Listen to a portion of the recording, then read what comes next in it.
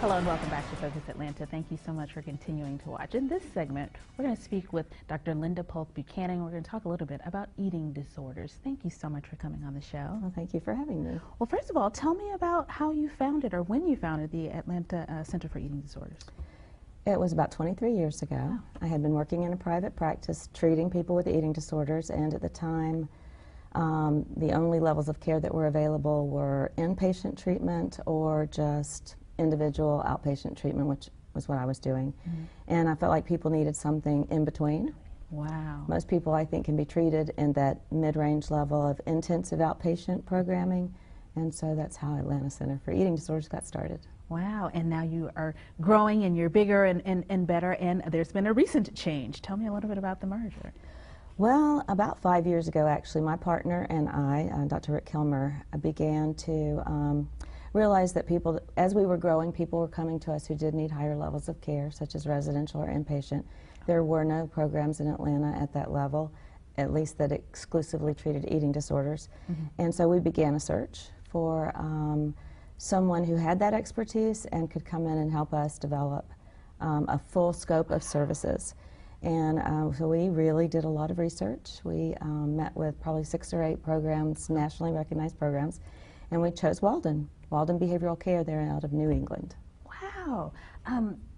When people think of eating disorders, I think sometimes, again, there is kind of this thought that, oh, that's something they can kind of take care of on their own. They're just going to need a little help. And that's not the case with everyone. Sometimes people really need intensive, day-to-day help to get over the hump and to be healed.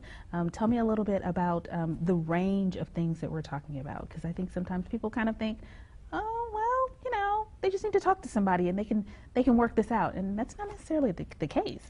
That's true. There are many levels of care, and the least intensive is outpatient treatment, and a small minority of people with diagnosed eating disorders can benefit from that level.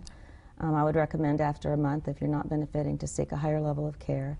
Then there's intensive outpatient, which is usually 3 to 4 days a week, 3 or 4 hours a day.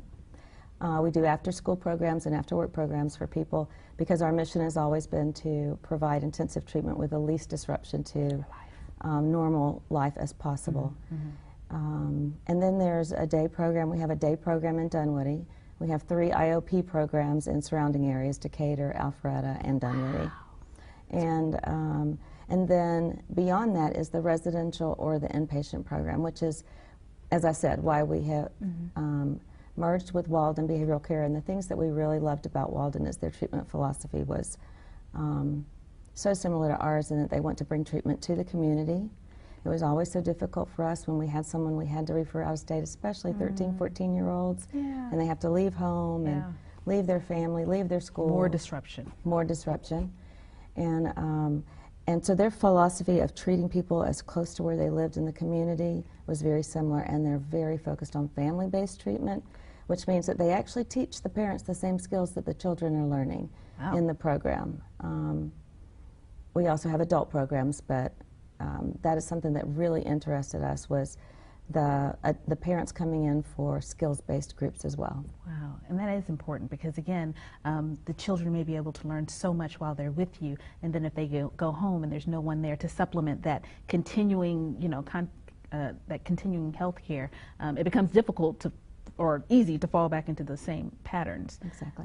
We're finding out with brain study, brain imaging, and the advances we've made in that area that actually people, it's at least 50 to 80% physiological or inherited factors, just like other medical problems. Absolutely, absolutely. We talk about that sometimes with addiction and things like that. People don't recognize it's an illness and it needs to be treated just like diabetes. You wouldn't just, you know, give somebody outpatient for diabetes all the time. Sometimes you need to bring them in.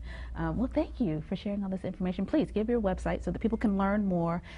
If, unfortunately, this pertains to them or someone that they love, they know that there's help right here in our own area. Okay, it's www.eatingdisorders.cc. Eating disorders with an S. Thank you so much. It's been a Thank pleasure. you. All right, please take the opportunity to learn more. Again, we take so many things for granted, sometimes from the outside looking in, but you never recognize, you never know how or what somebody might need, or how they could be treated better, or how they could be healed in a better way until you learn a little bit. So do a little research, learn a little bit more, and stay tuned for more.